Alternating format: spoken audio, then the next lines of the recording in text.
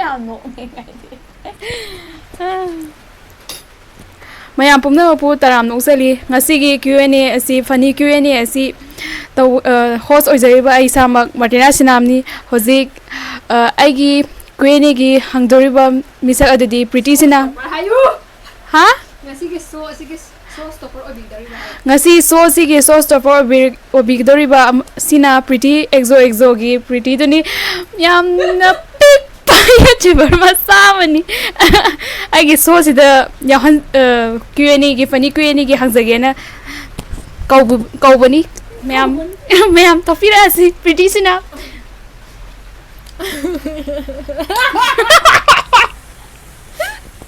kaigino kadam khuba khudrise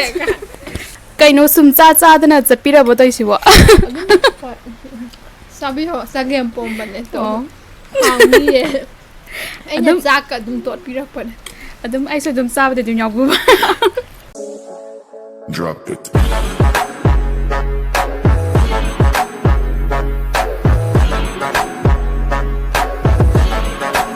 Hello guys, ngasi koina tawdoi video se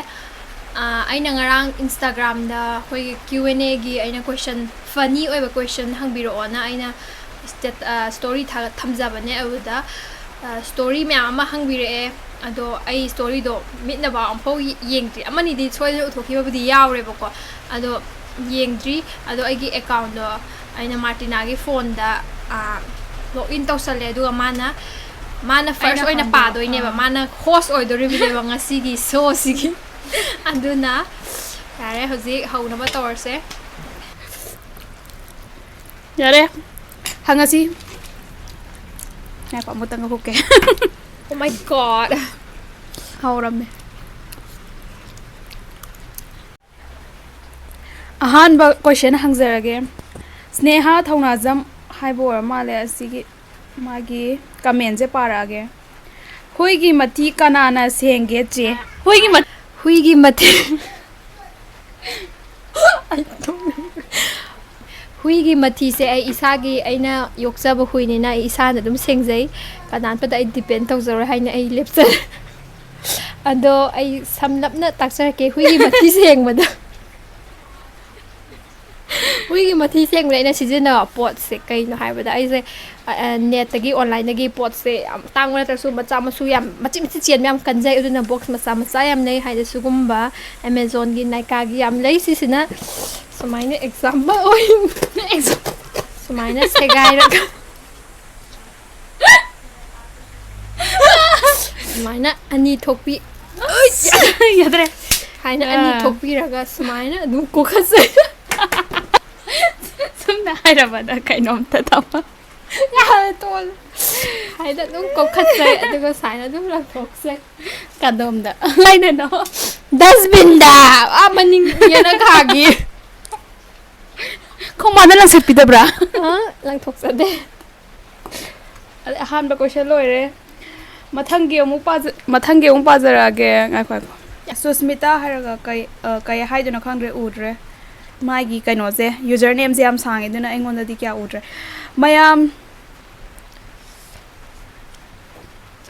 mayam charaga sung noi drise kai gi noi asidi yam kada fadi we bidi natre maramdi adubo dum haijarake dum hangake na matamda yam charaga ai noi drise ai su kai gi no hangde ai sa su isa ngonda hangjare ai kai gi no hangde achapot kumadi yam charaga chakti yam cha de bai oi drana khalle ai khangde kaiba chapot kumadi yam charaga chakti yam cha de bai ra khangdi oh magi diet asi samti yam chadraga chapot chawi man diet next question mathang ahum subo question hangjarage masi hangiba mi masak makna Laisram Parvin Kumar haina hangbirakpane mana hangakpane man hangakpase kaino ningasi nang nupa mari manga koiram dau mali koibrairu sumnairu you know this strip asa duju hangi doiro nathi kya ra bhai kaina adu badawe haidi akhoi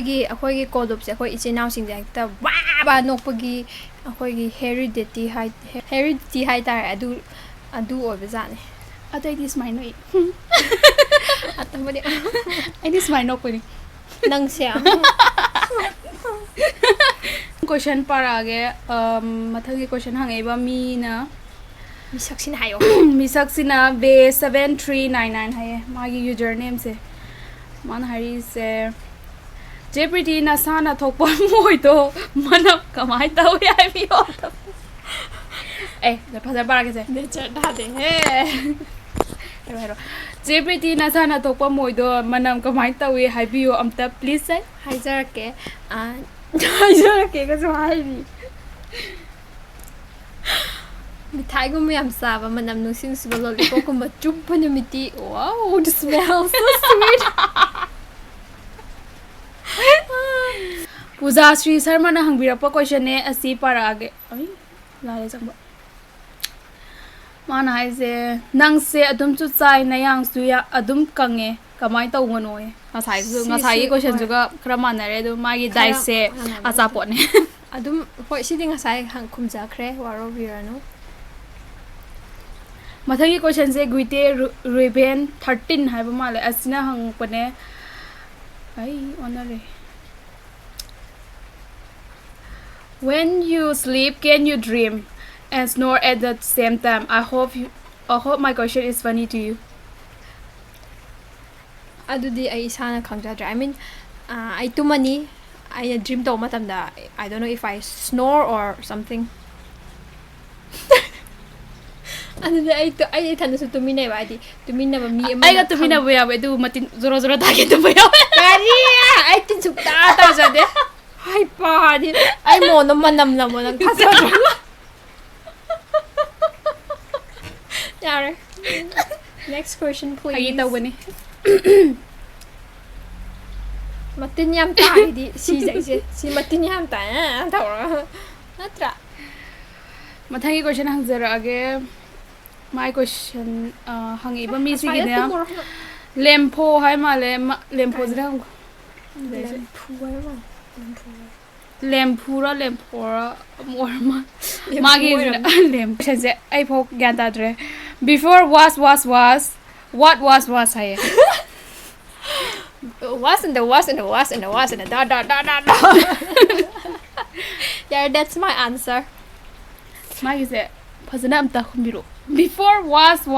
was ꯍꯥꯏꯌꯦ washigi mamangda hana kari washigi mthang kai oige sineba moi before da abudi wash and da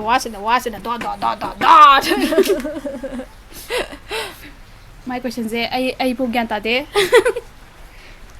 masi akoigi yam chawe exam ama na hangadaba question mani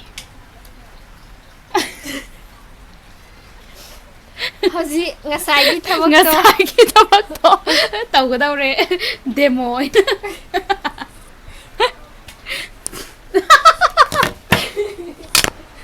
hotna zarur hai loisenjare mathang question hangage thabak loirobnina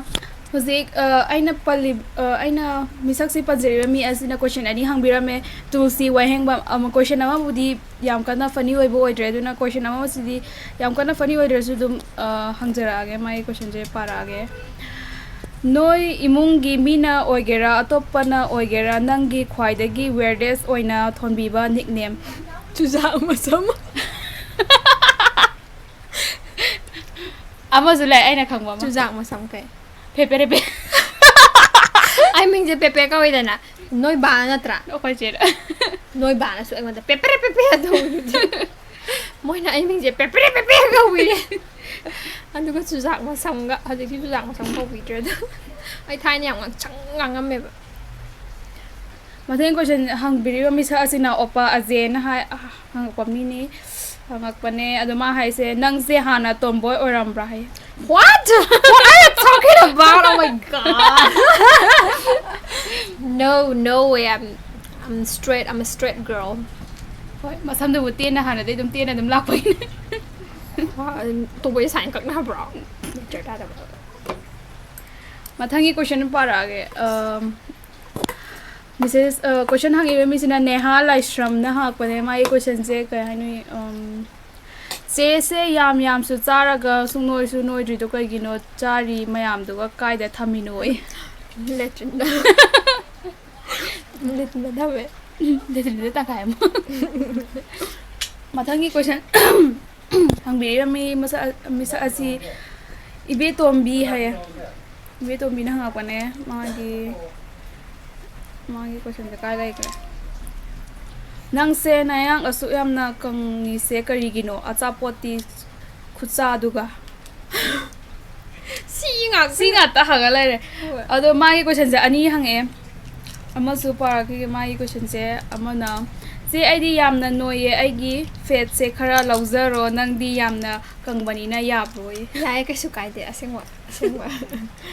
ꯄꯤꯕꯤꯔꯛꯑꯣ ꯍꯥꯏꯗꯤ ꯑꯚꯤ ꯀꯛꯆꯤꯡ ꯇꯥꯕꯝ 98871ꯅꯦ ꯃꯥꯒꯤꯁꯦ user ꯅꯦꯝꯁꯦ ꯃꯥꯅ ꯑꯉꯥꯡ ꯅꯨꯄꯥ ꯃꯆꯥ ꯑꯃ ꯍꯦꯛ ꯌꯥꯎꯕꯗꯨꯗꯤ ꯑꯗꯨꯅ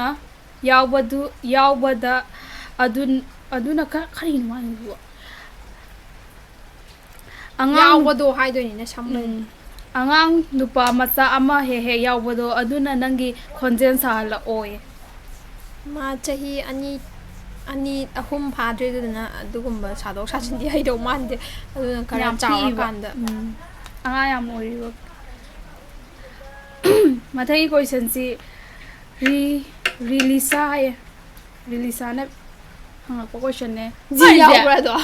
ꯈꯟꯗ꯭ꯔꯕꯣ ꯍꯥꯏꯕꯅꯦ ꯍꯣꯔꯦꯟ ꯑꯦꯗꯤꯠ ꯇꯧꯕꯗ ꯑꯩ ꯋꯥꯗ꯭ꯔꯤꯕꯁꯦ ꯇꯞ ꯇꯥꯗꯣꯔꯤꯕꯅꯦ ꯏꯍꯤꯡꯁꯨꯕ ꯅꯨꯡꯉꯥꯏ ꯇꯥꯗꯣꯔꯤꯕꯅꯦ ꯑꯩ ꯄꯥꯔꯁꯦ ꯑꯩ ꯍꯥꯟꯅ ꯆꯥꯕꯗꯣ ꯍꯥꯟꯅ ꯅ꯭ꯌꯨ ꯕ꯭ꯂꯣꯒꯔ ꯑꯣꯏꯔꯤꯀꯥꯟꯗꯗꯤ ꯏꯀꯥꯏꯕ꯭ꯔꯥ ꯑꯗꯣ ꯍꯧꯖꯤꯛꯇꯤ ꯀꯩꯝ ꯈꯟꯗ꯭ꯔꯕꯣ ꯍꯥꯟꯅꯗꯩꯁꯨ ꯑꯗꯨꯝ ꯏꯀꯥꯏꯗꯦꯗ ꯍꯥꯏꯗꯤ ꯏꯁꯥꯅ ꯑꯗꯨꯝ ꯀꯦꯃꯦꯔꯥꯗ ꯀꯅꯥꯝꯇꯅ ꯌꯦꯡꯕ ꯅꯠꯇꯦꯗꯅ ꯍꯧꯖꯤꯛꯀꯤꯗꯤ ꯊꯥꯒꯠꯄ ꯆꯥꯕ ꯃꯇꯝꯗꯕꯨꯗꯤ ꯀꯩꯝ ꯏꯀꯥꯏꯗꯦꯕ ꯑꯗꯣ ꯊꯥꯒꯠꯈ꯭ꯔꯦ ꯍꯥꯏꯕ ꯃꯇꯝꯗꯗꯤ ꯈꯤꯇꯪ ꯃꯤꯅ ꯌꯦꯡꯕ ꯍꯧꯔꯛꯄ ꯃꯇꯝꯗꯗꯤ ꯈꯤꯇꯪ ꯏꯀꯥꯏꯔꯝꯃꯦ ꯑꯗꯣ ꯍꯧꯖꯤꯛꯇꯤ ꯏꯀꯥꯏꯗ꯭ꯔꯦ ꯌꯥꯝ ꯅꯨꯡꯉꯥꯏꯔꯦ ꯃꯌꯥꯝꯒ ꯌꯥꯝ ꯐꯖꯅ ꯏꯟꯇꯔꯦꯛ ꯇꯧꯃꯤꯟꯅꯔꯦ ꯌꯥꯝ ꯅꯨꯡꯉꯥꯏ ꯃꯊꯪꯒꯤ ꯀꯣꯏꯁꯟ